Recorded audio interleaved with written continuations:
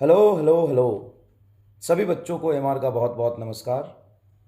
बेटा, इन दिनों मैं कुछ बच्चों से मिला। उनमें से ज़्यादातर बच्चों का एक कॉमन प्रॉब्लम था, और वो कॉमन प्रॉब्लम ये था कि वो घर पे रह के पढ़ाई कर रहे हैं।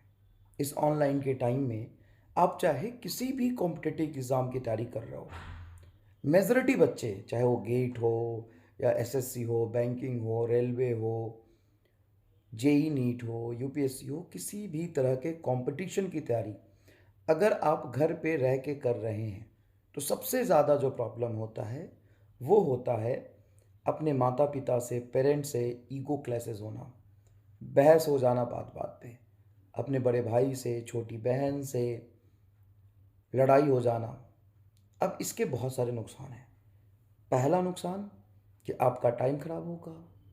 दूसरा नुकसान, आप अपने पढ़ाई पे फोकस नहीं कर पाएंगे, कंसंट्रेट नहीं कर पाएंगे।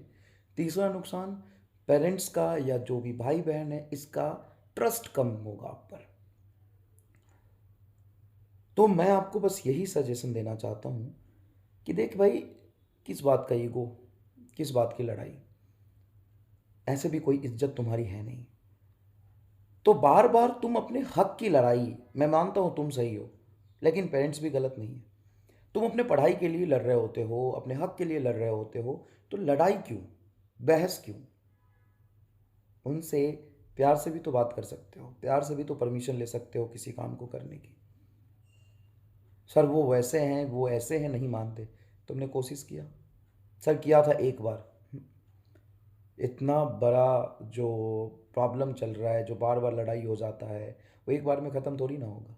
पेरेंट्स गलत नहीं होते, लेकिन उनमें भी कुछ ईगो है, और उस ईगो क्लैश की वजह से, उस ईगो प्रॉब्लम की वजह से आप कभी सही भी होते हो तो भी डांट खा जाते हो, और फिर ये बात तुम्हारे दिमाग में घर कर जाता है।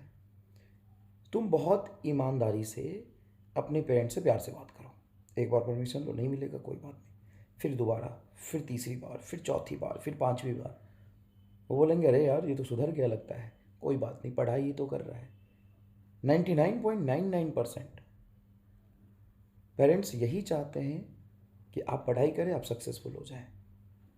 सबसे ज़्यादा जो अपना आपका कोई हो सकता है वो आपके माता पिता ही हैं।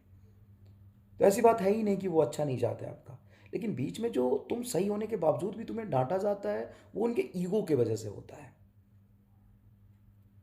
तो थोड़ा इस पे काम करो, डाउन टू अर्थ रहो। कोई फ़ायदा नहीं है ऐसे जाने में। प्यार से जाओ, 3-4 बार कोशिश करो, सब ठीक हो जाएगा। ठीक है? तो इन चीज़ों को थोड़ा सुधारो, ध्यान दो। और 90% बच्चे जो घर पे रह के पढ़ाई करते हैं उनके साथ ये होता है। वो काम कह रहे हैं ना, तो उनको मना मत करो।